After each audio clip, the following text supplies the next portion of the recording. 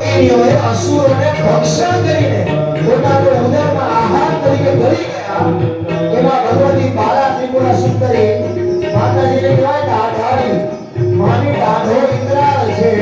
ભગવતી પોતાનો સ્વરૂપનો વિસ્તાર કરે, પોતાનું મુખ ખોલે, દાઢો ઇન્દ્રાળ છે અને શ્વાસ એટલે દૈવાસુરના રાક્ષસોને પોતાના મુખની અંદર લઈને ચલી જાય છે. ભગવતી જ્યાં દ્રષ્ટિ કરે ખાલી ગજલ કરવા માત્રથી રાક્ષસોના પ્રાણ હળી લે છે. જ્યાં એની ગજલ પડે ત્યાં મૃત્યુનો તાંડવ રચાઈ ગયો છે.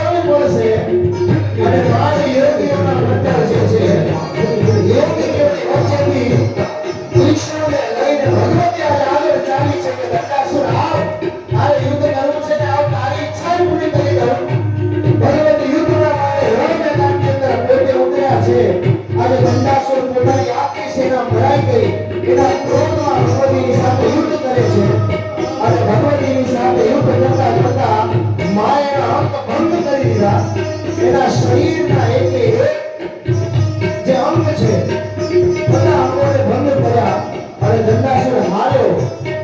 માતાની સાથે દંડાસુરને કહ્યું કે આજે તો મરાયો અને દંડાસુર રણ મેદાન છોડીને ભાગે છે. કેવી રીતે ભાગે છે?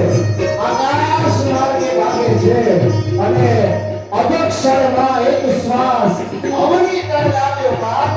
માતાજીના હાથમાં ત્રિશૂળ છે, ભાગે ભાગે છે તો હવે તે તને છોડું નહીં.